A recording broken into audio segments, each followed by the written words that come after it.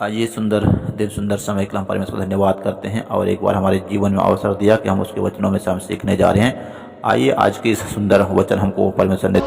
यदि आप मेरे इस चैनल से आशीष पा रहे हैं तो मेरे इस चैनल को सब्सक्राइब, लाइक और शेयर करें और नोटिफिकेशन बेल को ऑन कर दें ताकि अगला जो भी वीडियो आपके लिए डाला जाएगा वो सबसे पहले आप तक पहुँच सके और आप उससे आशीष प्राप्त कर सकें। सबको जय मसीह। हे लड़कों, आओ मेरी सुनो, मैं तुमको यहोवा का भय मानना सिखाऊंगा। वह कौन मनुष्य है जो जीवन की इच्छा रखता और दीर्घायु चाहता है ताकि भलाई देखे। अपनी जीभ को बुराई से रोक रख और अपने मुंह की चौकसी करके उससे छल की बात ना निकले। बुराई को छोड़ और भलाई कर, मेल को ढूंढ और उसी का पीछा कर। यहोवा की आंखें धर्मियों पर लगी रहती है और उसके कान भी उसकी दुहाई की ओर लगे रहते हैं। यहोवा बुराई करने वालों के विमुख रहता है ताकि उसका स्मरण पृथ्वी पर से मिटा डाले। धर्मी दुहाई देते हैं और यहोवा सुनता है और उनको सब विपत्तियों से छुड़ाता है। यहोवा टूटे मन वालों के समीप रहता है और पिसे हुओं का उद्धार करता है। धर्मी पर बहुत सी विपत्तियां पड़ती तो है, परंतु यहोवा उनको उन सब से मुक्त करता है। वह उसकी हड्डी हड्डी की रक्षा करता है और उनमें से एक भी टूटने नहीं पाती। दुष्ट अपनी ही बुराई के द्वारा मारा जाएगा और धर्मी के बैरी दोषी ठहरेंगे। यहोवा अपने दासों का प्राण मोल लेकर बचा लेता है और जितने उसके शरणागत है उनमें से कोई भी दोषी ना ठहरेंगे। परमेश्वर की जीवित वचन है। परमेश्वर इस वचन से हम सबों को अधिक से अधिक आशीष दे। आमीन। आइए हम आज परमेश्वर के जीवित वचनों को हम समझने को समझेंगे, क्योंकि यह परमेश्वर का आशीष वचन है, सामर्थी वचन है। इस वचन को हम जिस प्रकार दाऊद राजा ने हमको सिखाता है कि दाऊद राजा के द्वारा लिखा हुआ ये सामर्थी जीवित वचन है, उसमें जिस प्रकार दाऊद राजा ने यह परमेश्वर की स्तुति की, उसके सम्मुख रहा, यदि हम भी आज उस परमेश्वर के सम्मुख वैसे ही उसका हम वचन को सुन करके अंगीकार करके अमल करके यदि हम वचन अनुसार चलते हैं तो सचमुच है कि जिस प्रकार दाऊद राजा को यह परमेश्वर ने भेड़ बकरी के चरवाहा से इसराइलियों का राजा बना दिया, उसके पीछे उसका एक ही राज है। वो क्या करता था जब भेड़ बकरी चराते समय? यहाँ पे लिखा हुआ है, देखो हम इसको ध्यान से सुनेंगे। यहाँ पे लिखा हुआ है, हे लड़कों आओ मेरी सुनो, मैं तुमको यहोवा का भय मानना सिखाऊंगा। यदि हम बोलेंगे कि हम अपने आप में हम सीख जाएंगे, हमको भय मानना हमको आता है, तो हम गलत कर रहे हैं। लेकिन यह कौन बोलता है?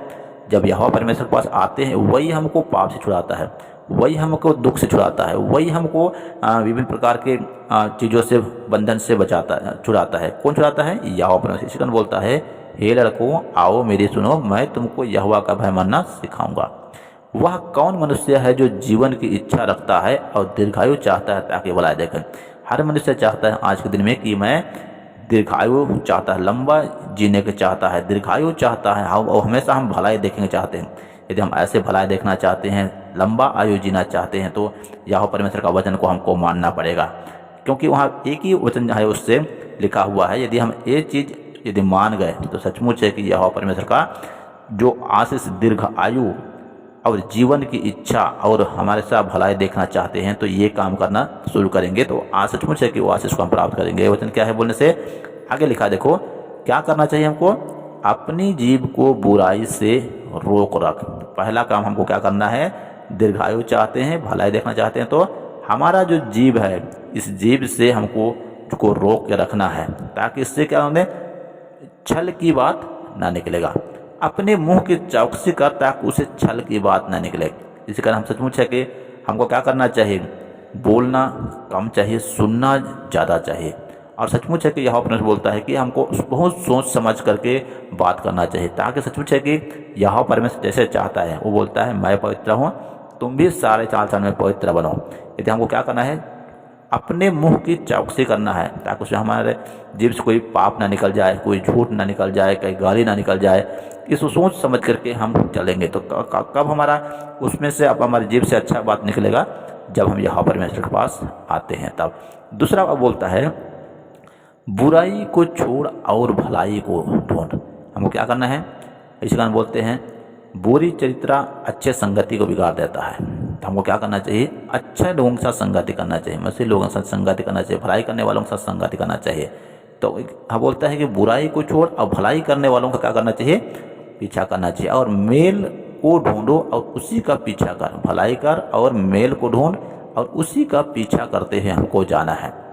तब हमको यहोवा परमेश्वर बोलता है यहोवा की आंखें धर्मियों पर लगी रहती है और उसके कान भी उसकी दुहाई की ओर लगे रहते हैं। इतना परमेश्वर का आशीष वचन है। यदि हम उसके वचन के अनुसार चलते हैं तो वो बहुत सारा आशीष यहाँ हमारे लिखा है। यहाँ पर वही बोलता है धर्मी दुहाई देते हैं, यहोवा सुनता है। यदि हम धार्मिकता के साथ जीवन व्यतीत कर रहे हैं, सच्चा परमेश्वर के इच्छा अनुसार जीवन व्यतीत कर रहे हैं, तो सचमुच है कि हम जिस चीज़ के लिए हम दुहाई देंगे, प्रार्थना करेंगे, सचमुच है कि वो यहोवा परमेश्वर हमारा सुनेगा और उसको क्या करेगा? बोलने से उसको सब विपत्तियों से छुड़ाता है।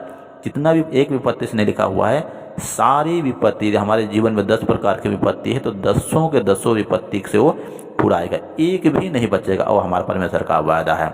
और किसके पास यहोवा परमेश्वर आता है? बोलते हैं यदि हमारे जीवन का निराशा में है, दुखी में है, परेशानी में है, तब यहोवा परमेश्वर देखो आज वचन बोलता है कि यहोवा टूटे मन वालों के समीप रहता है और पिसे हुओं का उद्धार करता है। यदि हमारा मन टूट गया है, हम कभी प्रार्थना करते हैं, प्रार्थना हम सोचते हैं हमारा प्रार्थना को उत्तर परमेश्वर नहीं देगा, हमारा जो ज़रूरत है, हमारे ज़रूरत के अनुसार परमेश्वर हमारे जीवन को नहीं कर रहा है, आशीष नहीं दे रहा है, तो आप विश्वास करो कि यहोवा परमेश्वर आपके समीप है, आपके प्रार्थना को सुन रहा है, आपका उत्तर नज़दीक ही है, क्योंकि आपका वो उद्धार करेगा।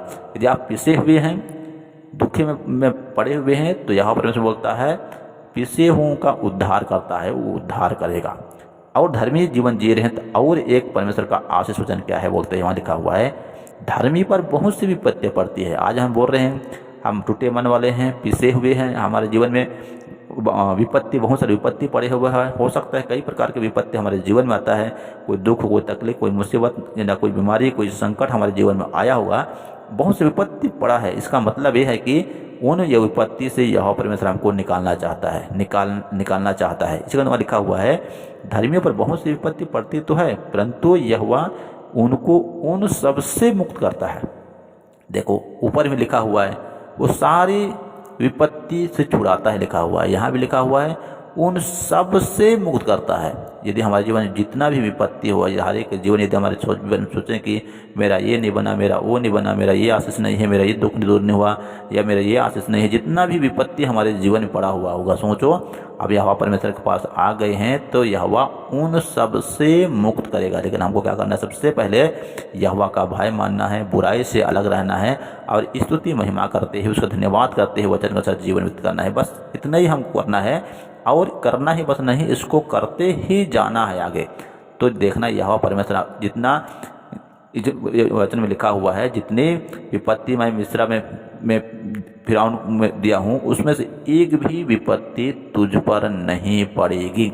और यदि आप परमेश्वर की महिमा करते हैं, उसका सेवा कर रहे हैं, तो आपको लिए बहुत बड़ी परमेश्वर का यहाँ पे आशीष वचन लिखा हुआ है। यदि आप परमेश्वर के दास हैं और दासी हैं, यदि आज भी आपके जीवन में दुख है, तकलीफ है, मुसीबत है, या नाना प्रकार की परेशानी है, या तो जिसमें आप चाहते हैं कि मैं अच्छी तरह परमेश्वर सेवा करता हूँ, परमेश्वर वचन से चलता हूँ, फिर भी मेरे जीवन में दुख और तकलीफ क्यों आया है बोल के, तो वो आपके लिए ये वचन है। यहाँ पे लिखा हुआ देखो यहोवा अपने दासों का प्राण मोल लेकर के बचा लेगा। आप सोचते होंगे हम नाश हो जाएंगे, हम टूट जाएंगे, हम बिखर जाएंगे, हमारा कोई सहायक करने वाला नहीं है, लेकिन यहोवा परमेश्वर बोलता है आपके प्राण को कभी कोई भी चीज़ नाश नहीं कर पाएगा, क्योंकि आपके प्राण को यहोवा परमेश्वर मोल लिया है। मोल लिया मतलब अपने बहुमूल्य रक्त से खरीद लिया है, रक्त से वो छुड़ा लिए है आपको। और उसमें से देखा, उसमें लिखा हुआ है जितने उसके शरणागत है उसमें से कोई भी दोषी नहीं ठहरेगा। ये यहोवा के दासों का ये आशीष वचन है। इस सुंदर दीर्घ परमेश्वर धन्यवाद करते हैं, इस सुंदर वचन परमेश्वर हमको दिया। इस वचनों से हम सबों को परमेश्वर आशीष दे। आमीन।